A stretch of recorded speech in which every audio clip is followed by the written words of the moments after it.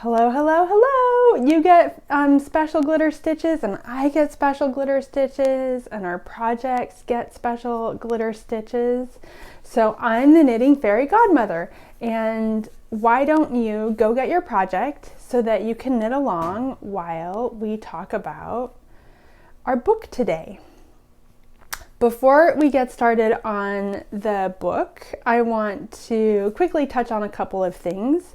My wand got an upgrade, so I have a knit wand now. I had a lovely experience at Vogue Knitting Live. I got to learn double knitting with Alistair Post Quinn. Lovely experience. Ran home, well, I was already at home, but I came home, got out some scrap yarn, used my new skills, and upgraded my star. So that was fun. Filled the bucket a little bit with some new information and skills. So much fun. And the only thing that I'm bummed about is that I don't have the glitter anymore. I have to figure out how to add the sprinkle of glitter because I really loved that about the old wand. And I don't know how to do that, but more to come. Okay.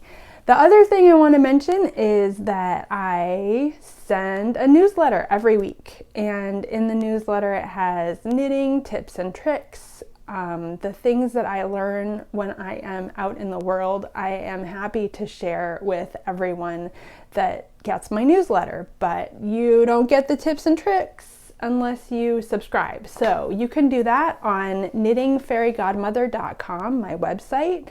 The link is in my bio, or you can sign up on my website. Today we are going to talk about chapter 2 in our book. This is Mindful Thoughts for Makers, Connecting Head, Hearts, and Hands by Ellie Beck. And chapter 2 is the heart of the maker. The whole book is so jam-packed with so much good stuff. If I had a highlighter, the entire book would be highlighted because every sentence is just this fountain of juicy wisdom. But that would defeat the purpose of using the highlighter. So today I want to talk about one sentence from chapter 2. On page 12, Ellie talks about the heart of the maker lies not in the finished project, but in the doing of the project, the making of the thing. And so, so good, right? She's saying that it doesn't matter if you're good at it.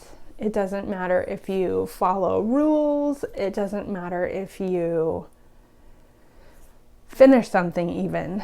What matters is that you have satisfaction, that you actually do it, take the time to create something, and that through this sort of practice and this gentle way of creating something that you connect with yourself. If you're using your hands, you're connecting with your sense of touch, that you are connecting with your heart. Right? That's the byline of the book, connecting head, heart, and hands. And the chapter is the heart of the maker. So for me, the hearts are so important and such a big piece. At the beginning of the pandemic in 2020, I was struggling, as many of us were, and I didn't have the attention span to focus on a big project. I felt a lot of pressure to do something perfectly. And so I had to experiment with this idea. What I ended up doing is finding a pattern that I could knit from start to finish very quickly in one sitting. And in that way, this became my doing of something and not the result, the end project. Like in this way, what I was working on, or my intention, was that I was going to be on my needles for a certain amount of time every day. And I had the satisfaction of finishing. But you don't have to finish. That's not really the point of the chapter. For me, it was something that helped me. Like when you make a scarf, the whole point is that you get to wear the scarf. But what Ellie's presenting in this chapter is that you don't really have to finish, and you don't have to post on social media, and it can be a very private making experience without any rules. So going back to the beginning of the pandemic and all of these hearts, I discovered that there was a way I could knit a little heart. Oh, that one's really hard to see. This one's easier. So it's a little heart, right? I could sit down in one sitting. It's a simple enough pattern that it wasn't taxing my concentration, and I could sit down and make and be a maker. In this way, I didn't have an attachment to the finished product, the finished item. It's something I could do a little bit every day and have the sense of satisfaction for finishing. And it's also a physical representation of the time that I spent on my needles. So I have a whole canister of hearts, and every heart equals 1 day of knitting. And it's something that I just sat down and I worked on my needles and I made this from start to finish. So I have experience with what Ellie's talking about, and I've discovered how it helps me. It really did help me connect with myself. You know, at the beginning of the pandemic, none of us knew what this was going to look like. And so having something to keep me occupied without the pressure of perfection helped. Something that was simple enough to keep my hands busy, but also using my sense of touch helped me connect in a tangible place. When we started social isolation, that was really difficult, that we couldn't hug each other. So this, using my needles and yarn, was one way that I connected with my sense of touch. And every stitch, I could expand my senses. I deliberately made these in a quiet space, and I had a ritual around this making that really helped me in my daily life, having a routine.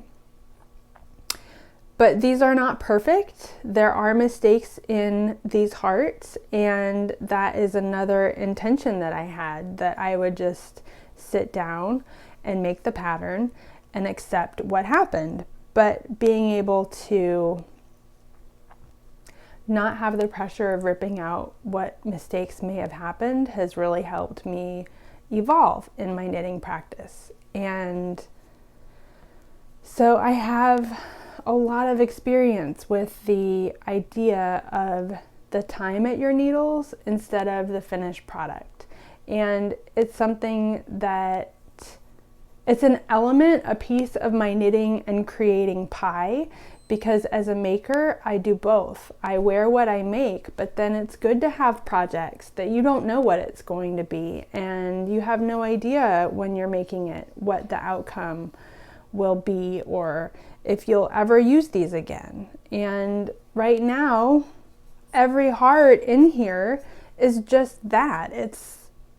It's just sort of hanging out right now, and I might never do anything with it, but it will be the physical representation of that time of my life. And so,